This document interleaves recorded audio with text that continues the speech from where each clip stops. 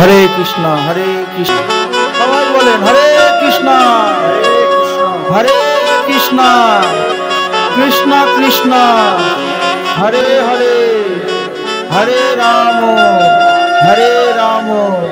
রাম রাম হরে হরে নিতাই গৌর প্রেমানন্দে হরি। আজকে বড় শুভ দিন।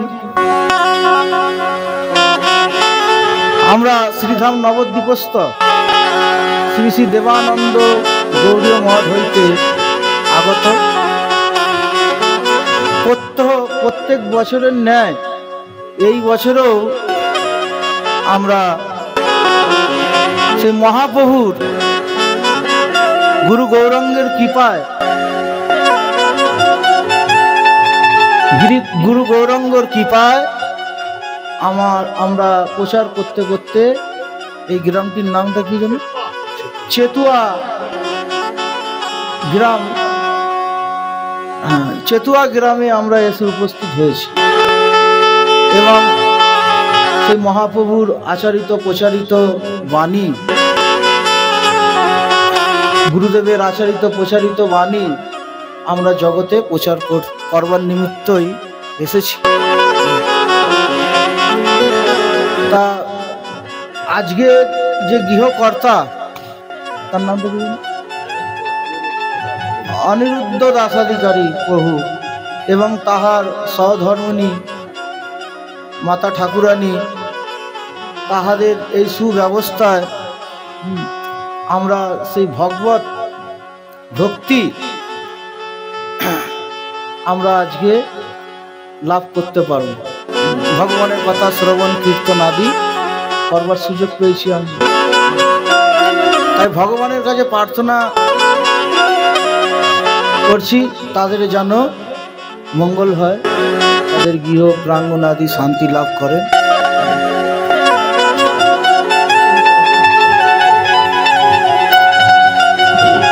আজকে আমাদের আলোচ্য বিষয়টি ভক্তি তত্ত্ব বিষয়।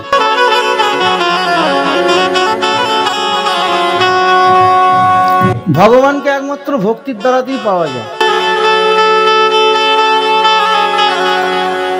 ভক্তি রেবৈনম নয়তি, ভক্তি রেবৈনম দর্শয়তি, ভক্তি বয়স পুরুষ, ভক্তি রেব ভূমিষ। বলছেন ভক্তিটি ভগবানের কাছে নিয়ে যায়, ভক্তি ভগবানের দর্শন করিয়া দেয়। সেই পরম পুরুষ ভগবান শ্রীকৃষ্ণ একমাত্র ভক্তির বশ এবং সমস্ত শাস্ত্রেতে ভক্তির কথাই যথাযথভাবে বর্ণন আছে। এই কারণে আমাদের ভক্তিটি করতে হবে ভগবানের চরণে। আমরা যদি সেই ভগবানকে, সেই পরম পুরুষ ভগবান শ্রীকৃষ্ণকে লাভ করতে চাই, তাহলে তার চরণে আমাদেরকে একটু ভক্তি করতে হবে। সেই ভক্তিটি কি প্রকার, কি ভক্তি, সেই ভক্তির স্বরূপ কি? শাস্ত্রেতে 3 প্রকার ভক্তির কথা আছে: সাধন ভক্তি, ভাব ভক্তি এবং প্রেম ভক্তি। সেই ভগবানকে লাভ করতে হলে প্রেমের প্রয়োজন, অতি আবশ্যক। প্রেম না হলে ভগবানকে পাওয়া যাবে না। সর্বপ্রথমে সাধন ভক্তি। সাধন ভক্তিটি কি প্রকার? শ্রবণ কীর্তন স্মরণ বন্দন আদি এগুলো হচ্ছে সাধন ভক্তি। ভাগবতের মধ্যে বর্ণনা করা আছে: শ্রবণম কীর্তনম বিষ্ণু স্মরণম পাদ সেবনম অর্চনম বন্দনম দাস্য সখ্য আত্মনিবেদনম। এই 9 বিধা ভক্তির কথা বলা রয়েছে শ্রীমদ্ ভাগবতে। ভগবানের কথা শ্রবণ করাটাই হচ্ছে ভক্তি, ভগবানের কথা কীর্তন করা হচ্ছে ভক্তি এবং শ্রবণ কীর্তন স্মরণ করাটাই হচ্ছে ভক্তি। 3য় প্রকার ভক্তি বন্দনা, ভগবানকে প্রণাম আদি ভগবানের স্তব স্তুতি, এটি হচ্ছে ভক্তি।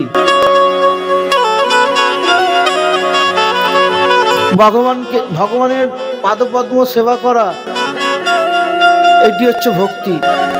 ভগবানের অর্চন করা, এটি ভক্তি। নয় প্রকার ভক্তির কথা বললেন। দাস্যভাবে ভক্তি, সখ্যভাবে ভক্তি, আর আত্মনিবেদন ভাবে সর্বত্র ভগবানের চরণেতে সমর্পণ করে দেওয়া, এই হচ্ছে আত্মনিবেদন। এই নবিধা ভক্তির কথা শ্রীমদ্ ভাগবতেতে বর্ণন আছে। অন্যান্য শাস্ত্র তো বহু বহু ভক্তির কথা বর্ণিত আছে। যেরকম ভক্তি রসামৃত সিন্ধু গ্রন্থতে 64 প্রকার ভক্তির কথা আছে। 64 প্রকার ভক্তির কথা ভক্তি রসামৃত সিন্ধুতে। 64 প্রকার ভক্তি আমাদের দ্বারা হবে না। তা বলছেন 64 প্রকার ভক্তি না করতে পারেন, নবিধা ভক্তি করেন, শ্রবণ কীর্তন স্মরণ বন্দন আদি এগুলো করেন। কত সহজ পন্থা। তাও যদি না হয় 5 প্রকার ভক্তির কথা বললেন চৈতন্য চরিতামৃততে। সাধু সঙ্গ, নাম কীর্তন, ভাগবত শ্রবণ, মথুরাবাস, শ্রীমূর্তির শ্রদ্ধায় সেবন, সকল সাধন শ্রেষ্ঠ এই পঞ্চ অঙ্গ, কৃষ্ণ প্রেম জন্মায় এই 5-এর অল্প সঙ্গ। সাধু সঙ্গ করতে হবে, নাম কীর্তন করতে হবে, ভাগবত শ্রবণ করতে হবে, মথুরাবাস আর ভগবানের মূর্তি শ্রদ্ধায় সেবন করতে হবে। এই 5 প্রকারও যদি অসমর্থ, 5 প্রকার ভক্তি আমাদের দ্বারা যাজন হবে না, হচ্ছে না, তখন বললেন তার মধ্যে সর্বশ্রেষ্ঠ নাম সংকীর্তন।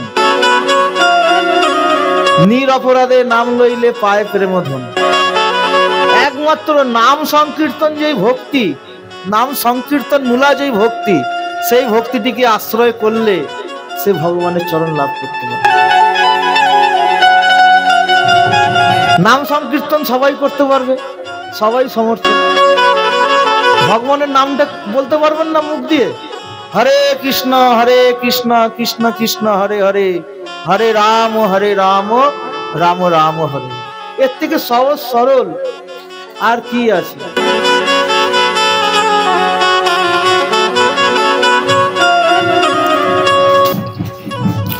এর থেকে সহজ সরল পন্থা আর কি আছে? ভগবানের নামটি তো করা।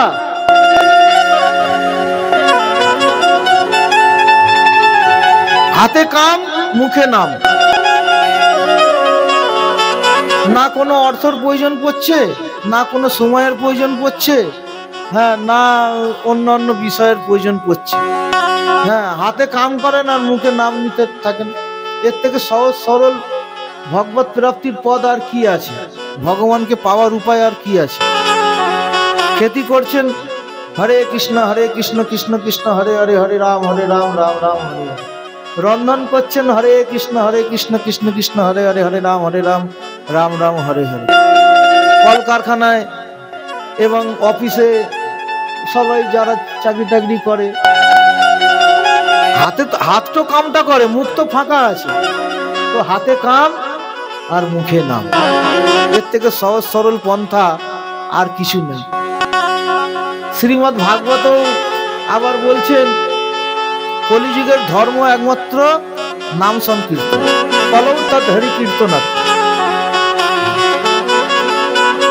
কলিতে হরিনাম সংকীর্তনের দ্বারাতেই জীব ভগবানকে লাভ করে। পিতে যদ্ধাত বিষ্ণুম ত্রেতায়াম জয়থ মখৌ, দাপরে পরিচর্যায়াম কলৌ তৎ হরি কীর্তন। সত্যযুগেতে ধ্যানের দ্বারা জীব ভগবানকে লাভ করত, ত্রেতাতে যজ্ঞের দ্বারায়, আর দাপরেতে পূজা অর্চনার দ্বারায়, আর কলিতে একমাত্র হরিনাম সংকীর্তনের দ্বারাতেই জীব ভগবানকে লাভ করে। কলৌ তৎ হরি কীর্তন। এর থেকে সহজ সরল জগতে আর কোনো উপাসনা নাই। ভগবান কত কৃপালু, কত দয়ালু। এই জীবের কিভাবে কল্যাণ হবে, কিভাবে মঙ্গল হবে, তাই কলিযুগের যে জীব হতভাগ্য, সব জানে, সব বোঝে, সব জ্ঞান আছে, কিন্তু আচরণ করবে না। তাই ভগবান কত কৃপালু, তিনি এই হরিনাম খালি দিয়ে দিলেন কলিযুগে জীবের জন্য। হরিনামটা সবাই করতে পারে। न दानम तपनिज्रा न शौचम न व्रतानि च प्रियते मला भक्त हरिरन्नति विरम्बनम। ভক্তিকে বাদ দিয়ে অন্যান্য আরাধনা উপাসনা যা আছে বলছেন এটা বিড়ম্বনা মাত্র। বিড়ম্বনা কেন না, এইসব আরাধনা উপাসনার দ্বারাতে ভগবানকে লাভ করা যাবে না, একমাত্র ভক্তির দ্বারাতেই ভগবানকে লাভ করা যাবে। না দানম, দানের দ্বারা ভগবানকে লাভ করা যাবে না। তাহলে তো ধনীরা আগে ভগবানকে পেত, যদি দান করলেই ভগবানকে পাওয়া যেত তাহলে তো ধনীরা আগে ভগবানকে পেত। ওই জন্য দানের দ্বারা পাওয়া যাবে না। তপ, কঠোর কঠোর তপস্যা, না খেয়ে দে দিনের পর দিন ধ্যানে বসে রয়েছে,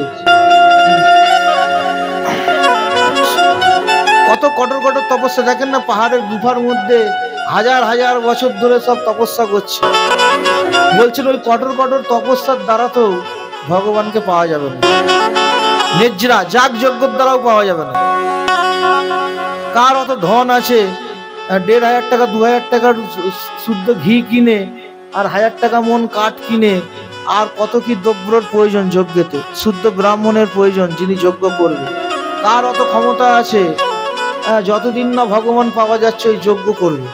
সেই সব ত্রেতা যুগের আরাধনা ছিল। ত্রেতা যুগের মানুষ সব ধনী ছিল, সবাই ধনী ছিল। আর কলিযুগের মানুষ নির্ধন, ধন নাই। এর জন্য কলিকালের মানুষ যজ্ঞ পারবে না, যজ্ঞ তার দ্বারা হবে না।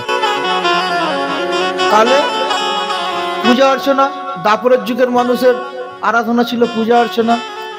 পূজা অর্চনা তার দ্বারা হবে না। কেন? পঞ্চগব্য পঞ্চামৃত জোগাড় করতে হবে প্রত্যেক দিন। পঞ্চগব্য পঞ্চামৃত, এবং যিনি পূজা করবে তাকে মন্ত্র জানা উচিত। মন্ত্র বা না জানলো তাকে স্নান করতে হবে ত্রিসন্ধ্যা। স্নান না করে তো পূজা করা যাবে না।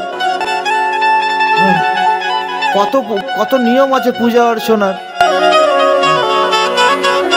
তিলক ধারণ করতে হবে, গলায় মালা ধারণ করতে হবে, তাহলে সে পূজার অধিকারী হবে।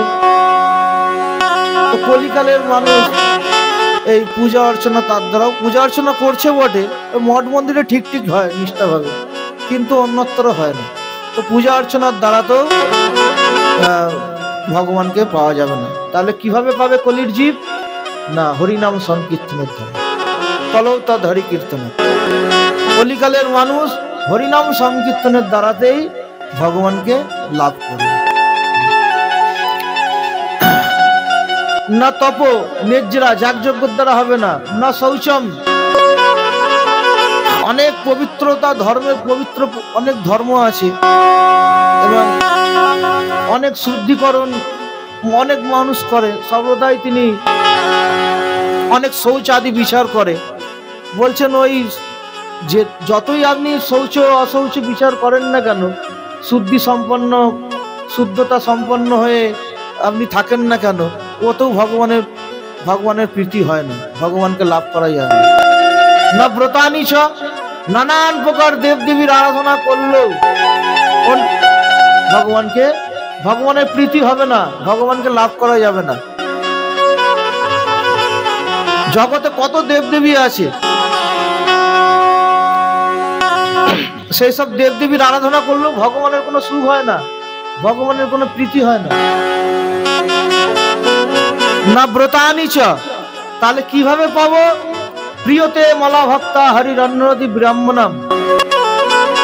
একমাত্র সেই ভগবানের কিসে প্রীতি হয়, কিসে সুখ হয়, ভগবানকে কিভাবে লাভ করা যায়? না, সেই নির্মল ভক্তি। যেই ভক্তি নিষ্কাম ভক্তি, নির্মল ভক্তি, কোনো চাওয়া পাওয়া নেই। ভগবানের ভক্তি করছে কিন্তু কোনো চাওয়া পাওয়া নেই। সেই নির্মল ভক্তির দ্বারাই ভগবানের প্রীতি হয়, ভগবানের আনন্দ হয়, ভগবানের সুখ হয়। ভক্তির মধ্যে কোনো হেতু থাকবে না। হে ভগবান, আমি তোমার ভক্তি করছি তোমার প্রসন্নতার নিমিত্ত, তোমার সুখের নিমিত্ত, আমার কিছু চাই না, এই হচ্ছে হেতু, নেই এর মধ্যে। আর কোনো যদি হেতু থাকে তাহলে ওটা সকাম ভক্তি হয়ে যাবে, ওটা নিষ্কাম ভক্তি হবে না। কোনো যদি হেতু থাকে সকাম ভক্তি হয়ে গেল।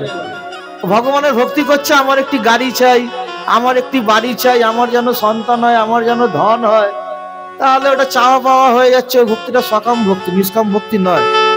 ওর দ্বারায় কখনো ভগবানের সুখ হয় না। সাধারণত ভগবানের সুখের কথা ছেড়ে দেন, এই সংসারে যেই সন্তান সর্বদাই মাতা পিতার কাছে দাও দাও দাও দাও, মাতা পিতার কি ভালো লাগে? কিন্তু যে সন্তান কিছু চায় না, মাতা পিতা তার কাছেই সুখ পায়। ভগবানের কথা ছেড়ে দেন। মাতা পিতার 5টি সন্তান, 4টি সন্তান খালি দাও দাও, ওইটা লিখে দাও, এইটা করে দাও, ওইটা করে দাও। মাতা পিতা সেই 4টি সন্তানের কাছে সুখ পায় না। কার কাছে সুখ পায়? যেই সন্তানটি কিছু চায় না, অথচ মাতা পিতার সেবা করছে। ঠিক এই প্রকার ভগবান কার সেবাতে প্রসন্ন হন? যে নিষ্কাম, কিছু চায় না। হ্যাঁ, ভগবানের সুখের জন্য, ভগবানের আনন্দের জন্যই যে সেবা করে, ভগবান তার প্রতি বেশি প্রসন্ন। কর্মী, জ্ঞানী, যোগী, তপস্বী জগতে বহু আছে। হ্যাঁ, কর্মীর স্বর্গ চাই, যোগীর পরমাত্মা চাই, জ্ঞানীর ব্রহ্মলোক চাই, হ্যাঁ, তপস্বীর নানান প্রকার অন্য অন্য সব ধন সম্পদ আদি বহু কিছু চাই। কিন্তু ভক্ত সে ভগবানের কাছে কিছু প্রার্থনা করে না। এর জন্য ভগবানকে ওই ভক্তির দ্বারা ভক্ত বশ করে নেয়। কিন্তু অন্য অন্য আরাধনা উপাসনার দ্বারা ভগবান বশীভূত হন না। এই ভক্ত নিষ্কাম, অতএব শান্ত। কৃষ্ণ ভক্ত নিষ্কাম, অতএব শান্ত। ভক্তি মুক্তি সিদ্ধিকামী, সকলই অশান্ত। যারা স্বর্গ চাইছে, মুক্তি চাইছে, সব অশান্ত, তাদের হৃদয়ে শান্তি নেই। কিন্তু কৃষ্ণ ভক্ত নিষ্কাম, অতএব শান্ত। কৃষ্ণ ভক্ত সর্বদাই তিনি শান্তি লাভ করছে, তার কিছু চাওয়া পাওয়ার কোনো ব্যাপারই নাই, ভগবানের সুখের জন্য করছে। আর যে ভগবানের কাছে ভক্তি করছে আবার কিছু চাইছে, সে মূর্খ, শাস্ত্রেতে বলছে। কেন মূর্খ?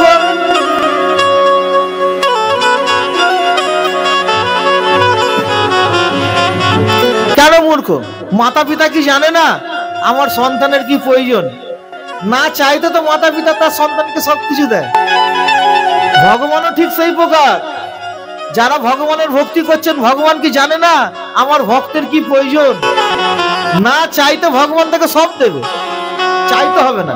যে চাইবে সে মূর্খামি করবে, ঠকে যাবে। কল্পবৃক্ষের, একজন কল্পবৃক্ষর কাছে যেতে পারে না মানুষ, স্বর্গে থাকে সেই কল্পবৃক্ষ। সেই কল্পবৃক্ষটাকে প্রাপ্ত করে নিল, আর কল্পবৃক্ষের কাছে কি চাইছে? কি চাইছে? এই জগতের সুখ। কিন্তু কল্পবৃক্ষ স্বর্গের সুখ দিতে পারে, কিন্তু ওই অজ্ঞানী মানুষ এই জগতের সুখ চাইছে, ধন জন, গৃহ, বাড়ি টাড়ি। আরে বাবা, কল্পবৃক্ষ স্বর্গের সুখ দিতে পারে।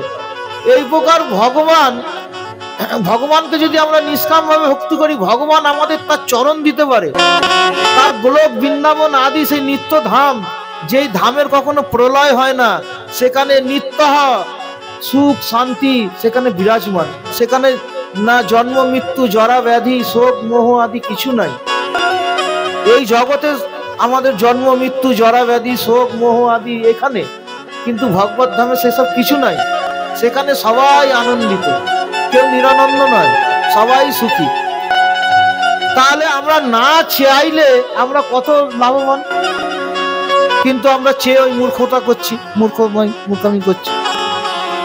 ভগবান সব কিছু দিতে পারে, সব কিছু দেবে আমাদের। যারা ভক্তি করে ভগবান তার ধন দৌলত আদি যা আছে, প্রেম ভক্তি আদি, ভগবান তাকে বঞ্চিত করে না, সব দিয়ে থাকে।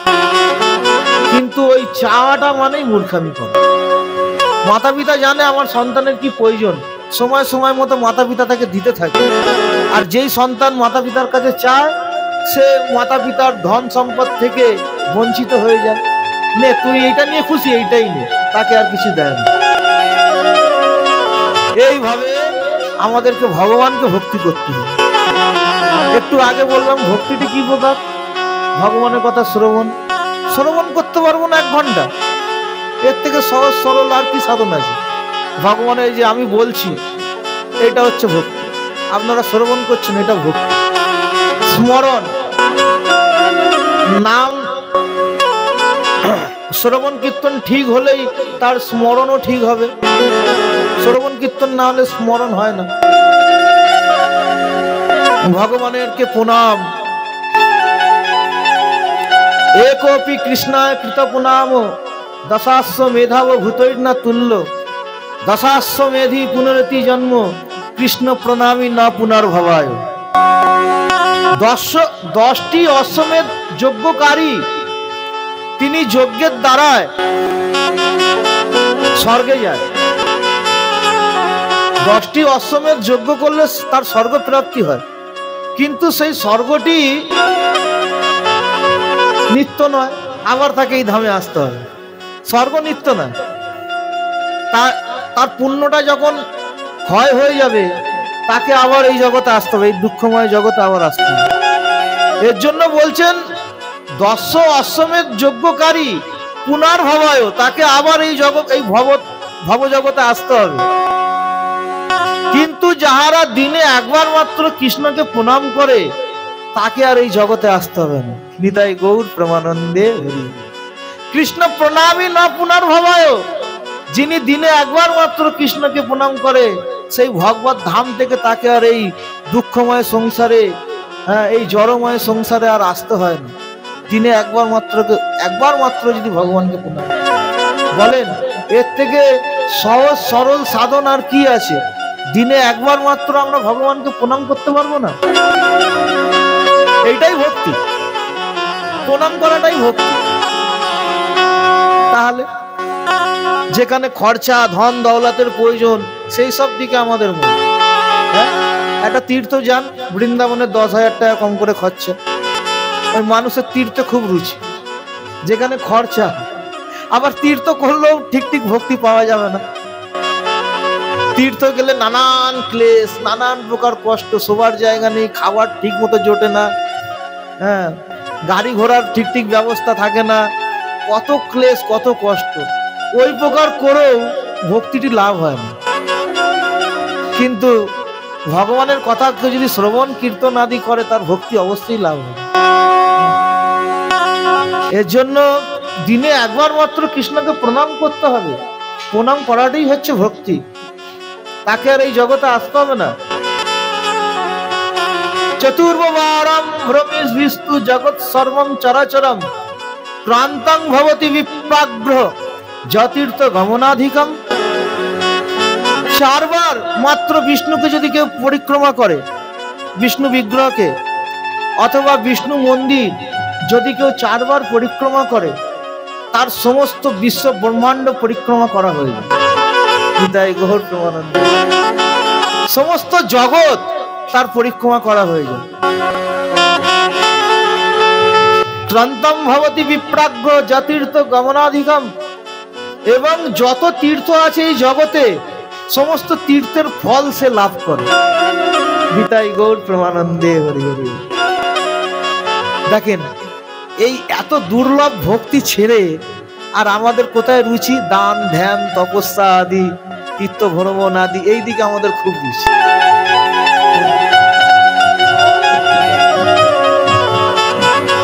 ভগবান অর্থাৎ কি? বিশ্ব ব্রহ্মাণ্ড ভগবানের মধ্যে স্থিত, অনন্ত কোটি বিশ্ব ব্রহ্মাণ্ড ভগবানের মধ্যে স্থিত। ওর জন্য ভগবানকে যদি কেউ 4 বার পরিক্রমা করে অথবা ভগবত মন্দির যে 4 বার পরিক্রমা করে, সমস্ত জগতে যত তীর্থ আছে সব তীর্থ তার পরিক্রমা করা হয়ে যায়। এর জন্য আমাদের গ্রামে যদি একটি বিষ্ণু মন্দির থাকে, কৃষ্ণ মন্দির থাকে, সেখানে 4 বার পরিক্রমা করতে হবে। তার পরিক্রমা করার কত ফল, কিন্তু আমাদের সেটাতে রুচি নেই। হরিপাদকং যস্তু, হরির পাদ পদ্ম জল, চরণের জল, কোনা মাত্রত্ব ধারয়েত, সেই হরির চরণামৃত যদি কেউ মস্তকে ধারণ করে, সস্নাত সর্বতীর্থসু বিষ্ণু প্রিয়তর ভবেত, সমস্ত তীর্থতে তার স্নান হয়ে যায়। যে বিষ্ণুর চরণামৃত এক কোনা মাত্র মস্তকে ধারণ করে অথবা এক কোনা পান করে, কিন্তু ওই চরণামৃততে আমাদের কোনো রুচি নেই, কেউ দিতে চাইলেও পান করিনি, ওই মুখ ফিরিয়ে চলে গেলাম। একটু চরণামৃত নেন, ভগবানের চরণামৃত, তার রুচি নেই। কি হবে চরণামৃত? সব ঢপের সব গল্প, ঢং সব ওইগুলো। কিন্তু বলছেন একটু চরণামৃত পান করে সেই চরণামৃত যদি কেউ মস্তকে ধারণ করে, ওই যে এক কোনা চরণামৃত ভগবানের পাদ পদ্মের জল মাথায় দিল না, তার সমস্ত তীর্থতে স্নান হয়ে গেল। গঙ্গা, যমুনা, সরস্বতী, কাবেরী, নর্মেদে, যত তীর্থ আছে সমস্ত তীর্থতে তার স্নান হয়ে গেল।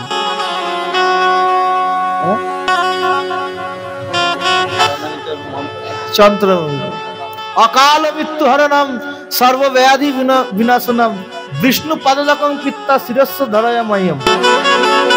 চরণামৃত পান করলে কারোর যদি অকাল মৃত্যু থাকে, অকাল মৃত্যু আর হবে না।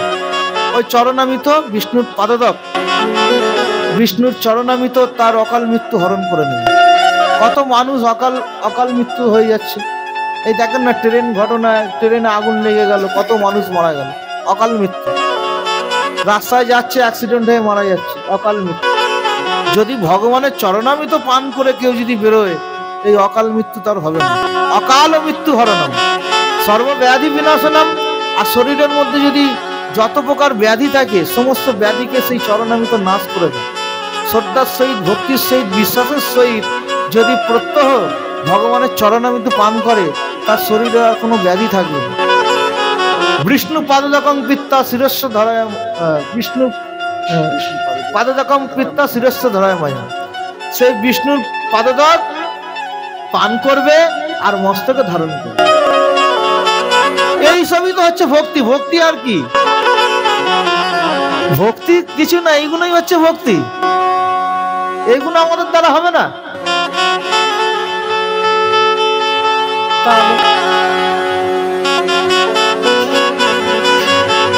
কোটায় ব্রহ্ম হত্যা নাম গম্মা গম্মা কোটায়।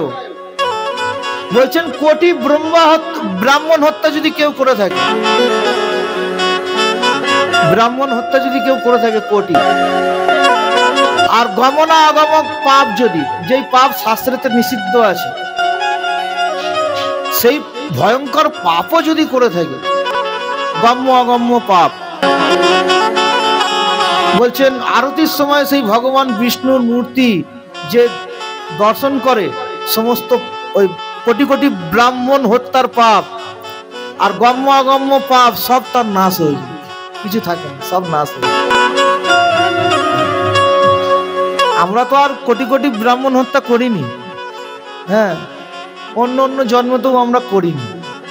তথাপি শাস্ত্র বলছে যদি কেউ কোটি ব্রাহ্মণ হত্যা করে থাকে, গোবধ আদি করে থাকে, গম্য অগম্য পাপ, শাস্ত্র নিষিদ্ধ পাপ করে থাকে, যখন ভগবানের আরতি হয় সেই সময় যদি ভগবানের মুখপদ্ম যদি কেউ দর্শন করে, তার এই সমস্ত পাপ, কোটি কোটি পাপ তার নষ্ট হয়ে থাকে না।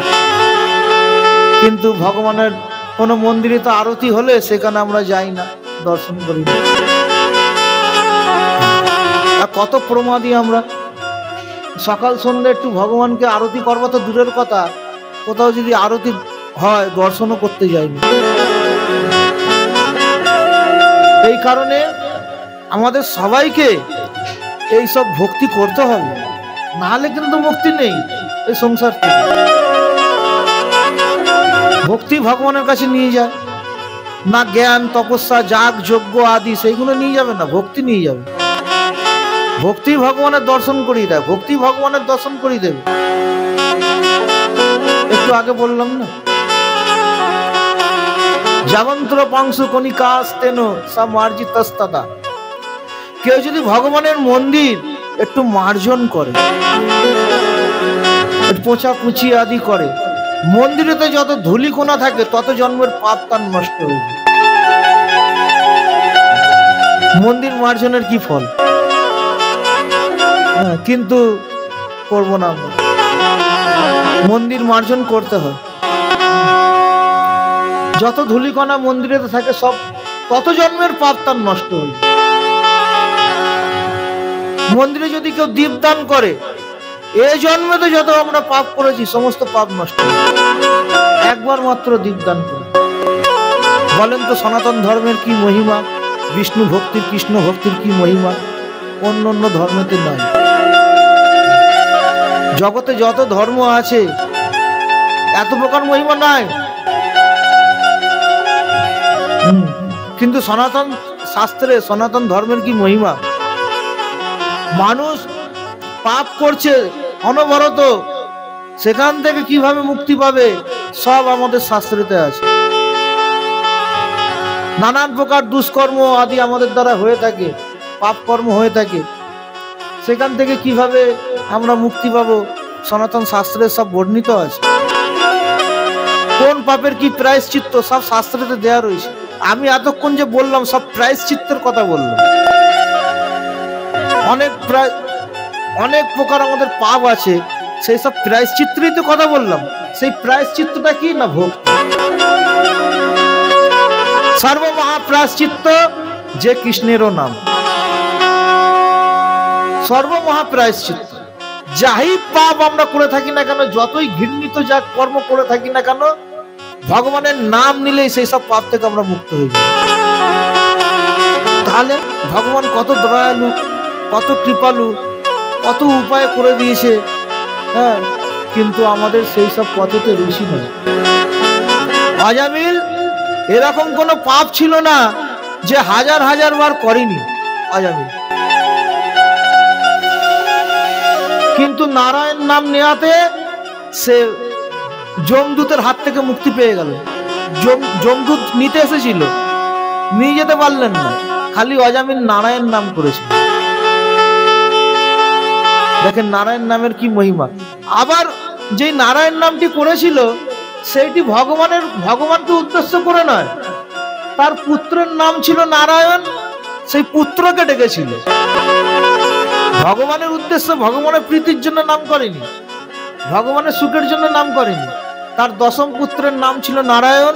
ওই যমদূতগণকে যখন দেখলেন আর ভাবলেন এই যমদূতের হাত থেকে আমাকে এখন কে বাঁচাবে, দূরে দেখলেন তার পুত্র খেলা করছে, সেই পুত্রকে ডাকলেন, আমি যাতে রক্ষা পাই, আমার ছেলে যদি আমাকে রক্ষা করতে পারে, নারায়ণ বলে ডাকলেন।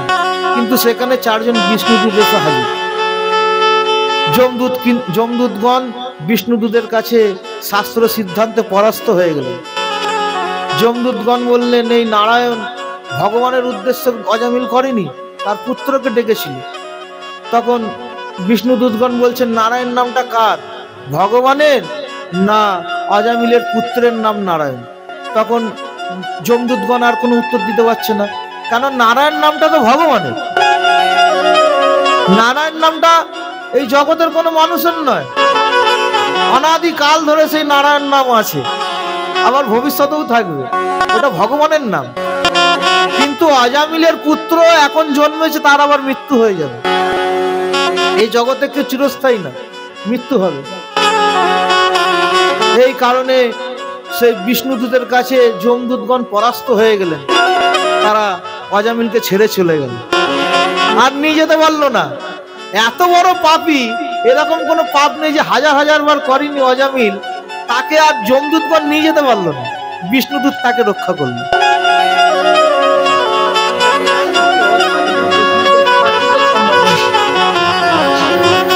ওই সাধুরা কৃপা করে বলেছিলেন এবার যে তোমার পুত্র জন্মগ্রহণ করবে তার নাম নারায়ণ রাখবে। কেন? সেসব সাধুরা জানতেন অজামিলকে যদি সরাসরি বলি ভগবানের নাম করতে, এ নাম করবে না। ওর জন্য নানান প্রকার ছল কপট করে অজামিলকে বললে এবার যে তোমার পুত্র জন্মগ্রহণ করবে তার নাম রাখবে নারায়ণ। তার পুত্রকে তো সবাই ডাকবে, আয় নারায়ণ খাবি হয়, আয় নারায়ণ শুবি আয়, এই নারায়ণ ওখানে যাস না। দিনের মধ্যে কতবার ভগবানের নাম নেওয়া হয়ে যাচ্ছে, কতই সে উদ্ধার। এর জন্য আমরা ওই ভগবানের নাম রাখি না সন্তান। কি নাম রাখি? ঝন্টু, মিন্টু, সন্টু, বল্টু। একজনের নাম নাট, একজনের নাম বল্টু। একজন ব্যক্তির দুই পুত্র, তা দুই পুত্রের নাম কি? নাট বল্টু। তা ওই নাম রাখলে কি আমরা উদ্ধার হব? আবার মায়েদের কি নাম রাখে? চায়না, রাশিয়া, এসব নাম রাখছে। সিউ, পিউ, এসব নামের দ্বারা আমরা উদ্ধার হব? ভগবানের নাম রাখতে হবে। টিয়া, টিয়া, টিয়া, পিয়া। আর রাখবো না আমার ললিতা, বিশাখা, চিত্রা, এত সুন্দর সুন্দর নাম রাখবো না। সতী, সাবিত্রী, গঙ্গা, যমুনা, এইসব নাম, শকুন্তলা, এসব নাম রাখবো না। হ্যাঁ, কোথাকার সেই ওই পিউ, সিউ, চায়না, রাশিয়া, ওইগুলো আমাদের খুব ভালো। কত ভালো নাম বাবারে। হ্যাঁ, আর ছেলেদের কি নাম রাখবে? ওই ঝন্টু, মন্টু, পিন্টু, সন্টু, কত প্রকার নাম। বেশি বলে বললাম, ক্ষমা করবেন। হ্যাঁ, একটু বলা স্বভাব আছে আমাদের, ক্ষমা করবেন। চা কল্পতরু কৃপা সিন্ধু বয়ে গেছে পতিতানাং পাবনেভ্যো বৈষ্ণবেভ্যো।